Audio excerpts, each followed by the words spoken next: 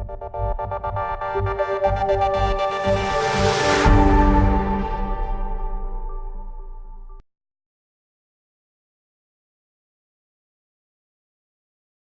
everyone. Today in series of Docplexus KOL interviews, we have with us Dr. K Pareek. He's the president-elect of API. He's also the chairman of Scientific Committee of Epicon 2019. He's a director and a senior consultant in medicine at SN Pareek Memorial Hospital, which is in Kota in Rajasthan. Thank you so much, doctor, for this interview. My first question to you is, violence against doctors is a leading concern in India. What are the reasons behind this? There are many reasons. Violence against doctors is increasing every day in today's scenario. 10 years, a decade before, when I was working in a hospital, there were nobody to question what are you doing, what is your diagnosis, why you are doing all these things. They had lot of faith in doctors. This was a decade before.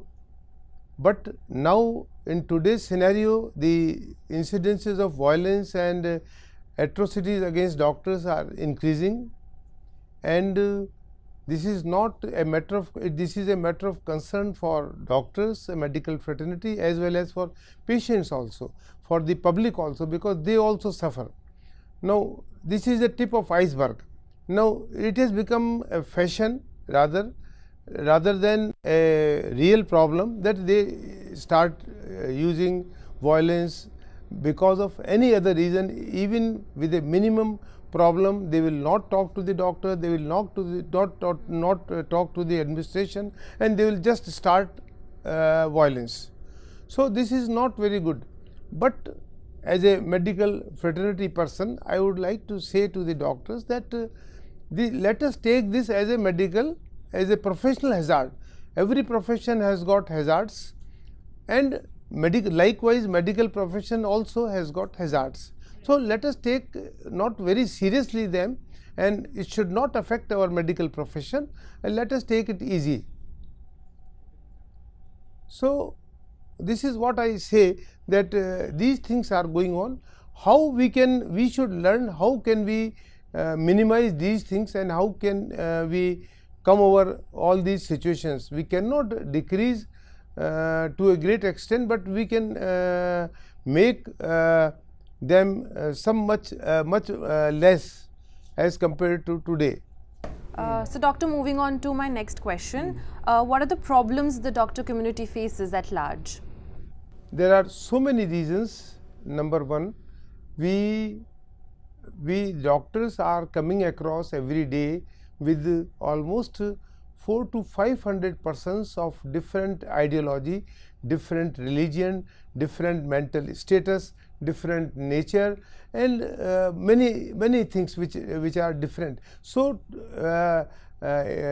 coming across with so many persons every day is really a big problem, and to satisfy them according to them is a very difficult thing. Number one, the pressure of patient is much more increasing. Patient has to wait. Just I will give an example. At my hospital, a patient has to wait to come to me for 3 or 4 hours. Then he comes to me. Then I write investigations. For that he has to wait for 2 or 3 hours. Then he goes to the medical shop. Then he has to wait for 1 and 2 hours. So it becomes really a problem for him also. This is a very natural thing. So the distribution of doctors is definitely not very good. In urban areas there are lot of doctors. In rural areas there are very few doctors. A patient has to come about 100 to 150 kilometers to reach a good doctor. So this is a big problem. That has to be seen by the government, how they can make this ratio correctly. So this is one of the reasons. Number two, the public has also become impatient. They will not understand what is the problem. They want that every patient, whatever serious patient they are bringing to the hospital, he should survive. Now we cannot do. What we can do is the best possible treatment according to the guidelines, but we cannot, every illness cannot be conquered by doctors. There are many times you cannot make a patient's life alive. So there are so many other problems also. Doctors also losing empathy and sympathetic, as our old doctors were used to have. They had a sympathy, empathy towards the patient. They were not bothered about money and other things. Today the young generation is not, I mean, they are they want to develop very fast. This may be one of the reason the competition among doctors is very high. So these are the things that then many times patients just do not want to pay the bills, and they find mistakes in our treatment and other things. Then this CPA, Consumer Protection Act, also made doctors very defensive. We have to investigate him completely so that something may not remain. So these are the many other things also. So I think the reason behind these are also towards our medical fraternity also. The pharmaceutical industries, their scope is also increasing, their competition is also increasing. They also want to influence doctors to write their products. And then doctors are from the same society from where all the public is coming, all the society is emerging. So doctor also comes from the same society. You don't expect them to behave differently than the society. What can the medical fraternity do to tackle this issue? I think the one thing, a good physician should be a good human being. Whether he is in medical profession or any other profession, a person should be a good human being. That is the one quality of a physician which used to be previously in the past time. And I know people used to respect a doctor, they used to worship a doctor. Even today they worship doctor, they say you are God. Many times when we save their life.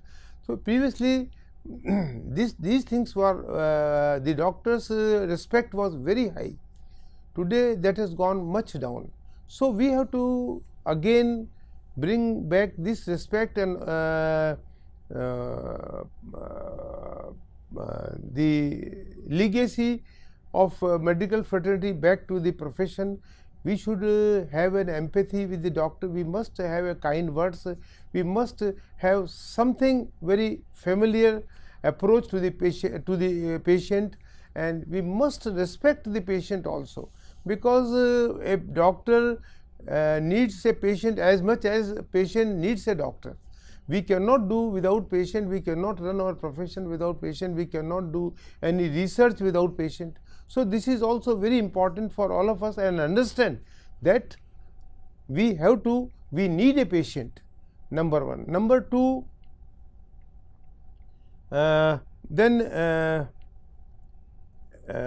patient also, when he comes to a doctor, he is anxious, he is worried about his diagnosis, he is in bad shape also. Patient is in painful condition. So if we give a empathetic attitude and a word of sympathy to him, then he becomes satisfied, and he develops confidence in a doctor that now this doctor is a sympathetic to me, and he will look after my problem very well. So confidence on doctors is a very important by the patient. All right. So doctor, my last question to you is, what is your philosophy behind becoming a doctor? Actually, when I was in 10th, I never knew that I will become a doctor. It was just by chance that my vice principal told me, my father, that get him admitted in science, because science was the only subject available at 12th class at my place. So I took science, and then I became I was selected and became a doctor.